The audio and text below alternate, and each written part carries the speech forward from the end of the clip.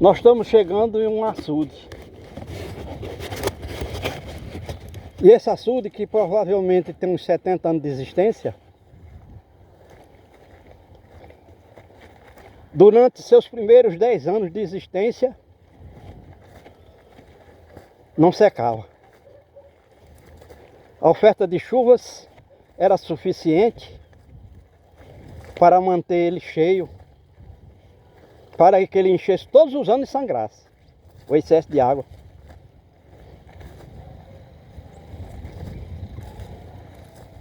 Mil milímetros de chuva por ano significa 1000 litros de água por metro quadrado, ou 1 milhão de metros cúbicos por quilômetro quadrado. Muita água, um dilúvio. E a fuga da água era muito pequena se comparada a hoje. A fuga de água que hoje aqui é de 4 metros, ou seja, 4.000 milímetros por ano. Como é que vai sair 4 metros de água daqui de um lugar que não tem 3 metros de lâmina d'água? Lógico que isso vai secar antes do tempo, antes de terminar o ano, antes de chegar o inverno do ano seguinte. E aqui nós estamos vendo a cerca que permanecia dentro da água aqui, que o homem construiu para evitar que o animal ficasse aqui dentro dessa área que é o açude, ou seja, a represa. E a gente vê todo esse capim seco que foi plantado aí na época que tinha água. E à medida que a represa ia baixando, o homem ia plantando esse capim para alimentar o gado no verão. E esse capim é chamado de capim de planta, por isso, pela facilidade que ele tem aqui de situar-se nessa terra fértil que tinha umidade. E a umidade desapareceu e o capim secou, porque a vida precisa de água todo dia, a todo instante. E nós vamos caminhando aqui, e é bom que as pessoas que têm acesso ao nosso material de educação ambiental entendam que nós estamos caminhando em de 1 milhão desses pequenos buracos que se faz no Nordeste, no tempo que ele realmente tinha uma finalidade, reservatório. E hoje não tem. Quando mais se precisa da água, que é agora, quando não tem chuva, não tem a água. Quer dizer, o reservatório era construído com essa finalidade.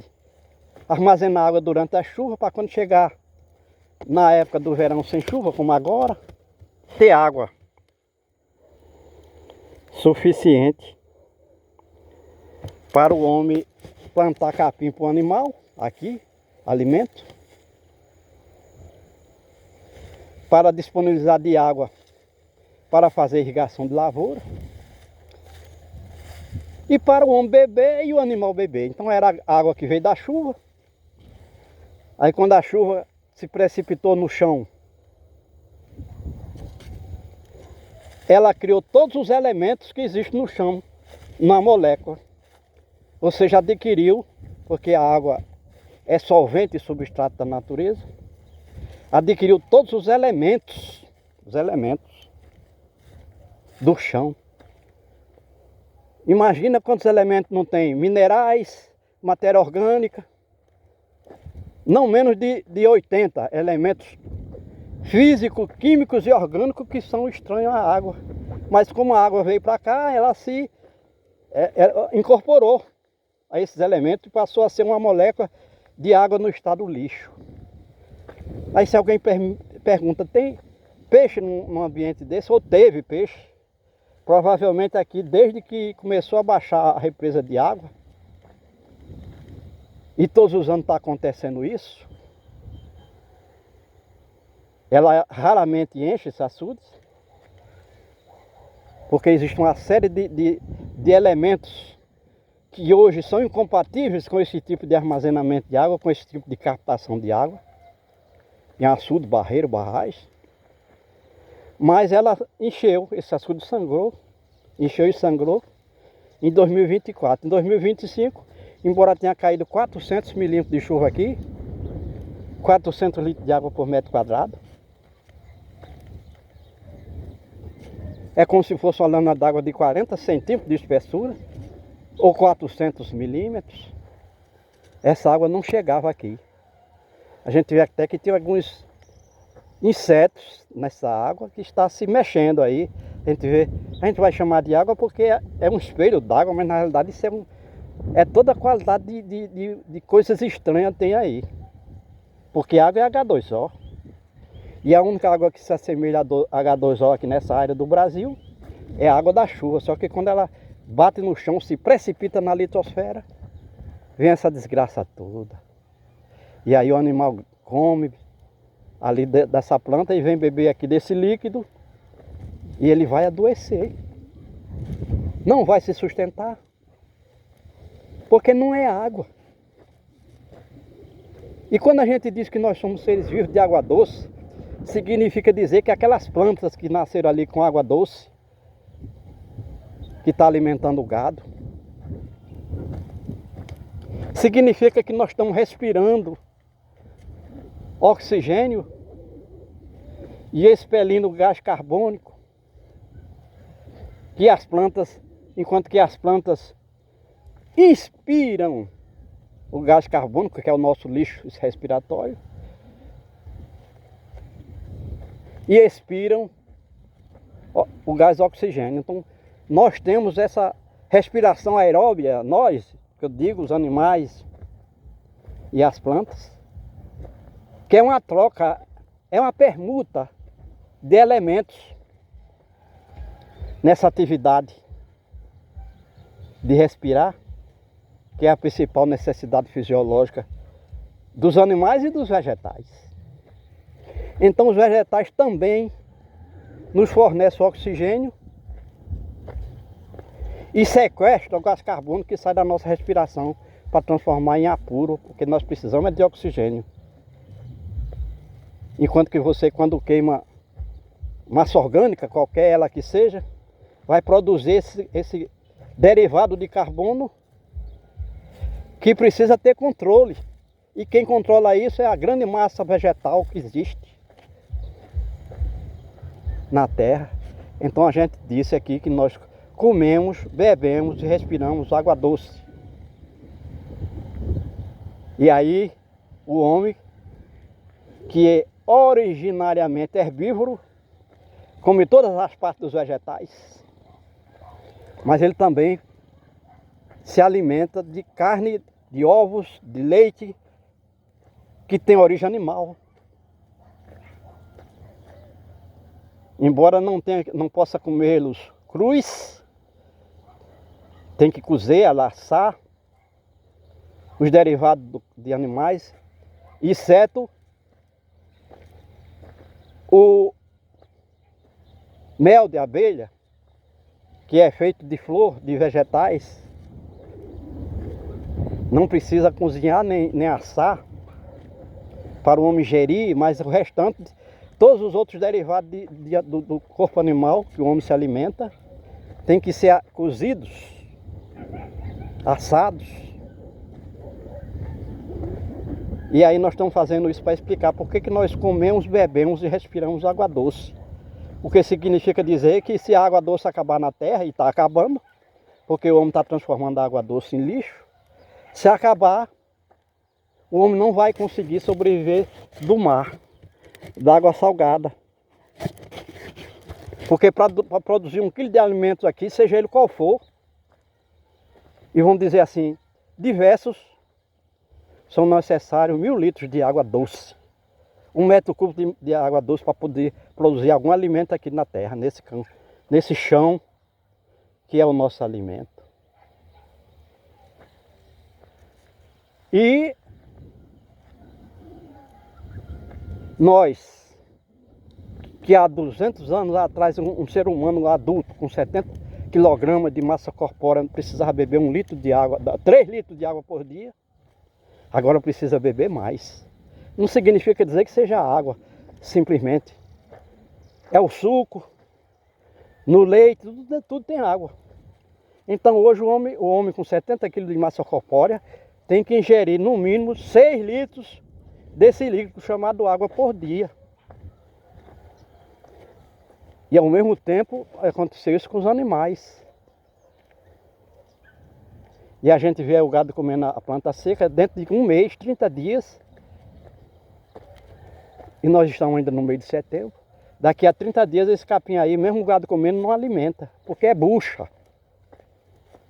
Pode até encher o bucho, mas não alimenta, não sustenta. Não tem sustância. Então a gente está mostrando isso aqui tudinho porque isso aqui foi o homem que criou. Alguém pode dizer, não, mas a natureza, porque não sei o que, é o homem. Esse açude que nós estamos vendo aqui, aqui onde eu estou, poderia ter uma lâmina d'água com 3 metros de espessura e agora é 0.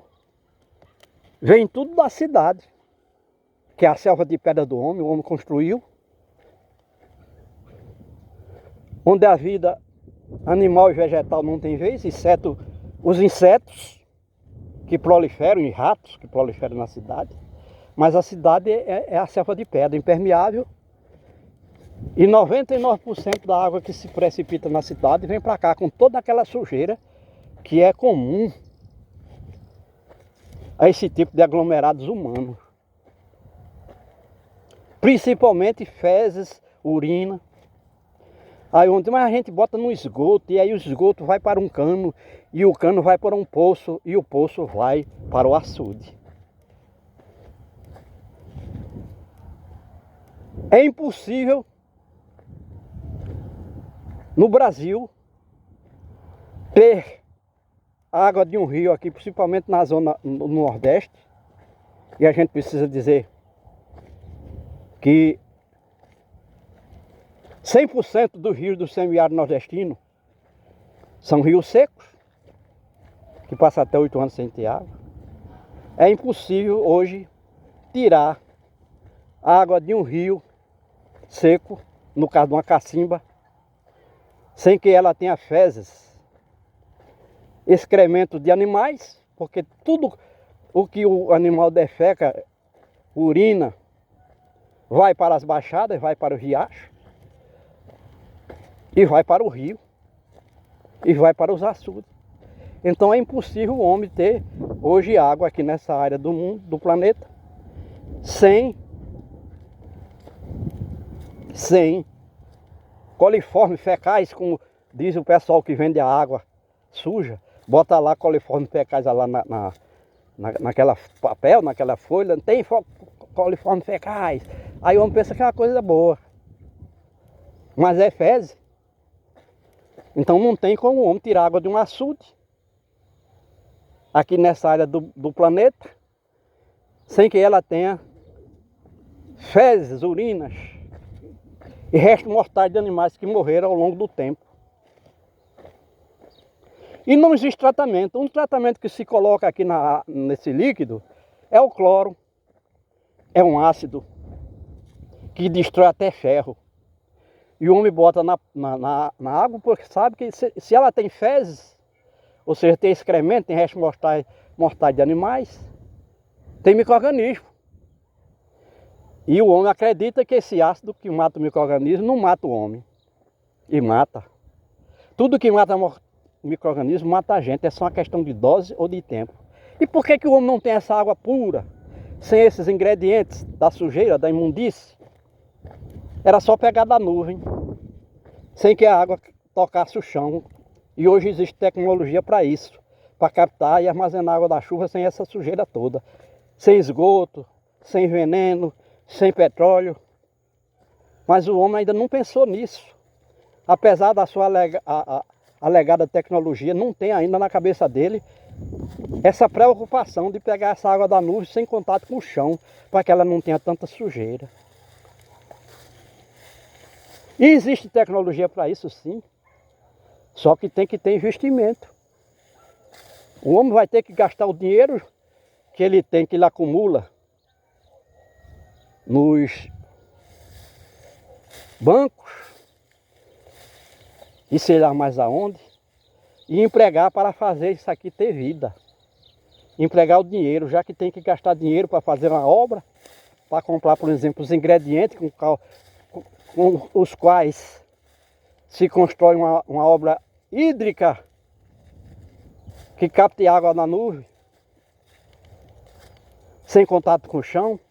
e essa água não fuja, como está acontecendo aqui, o homem não pode contar com isso aqui.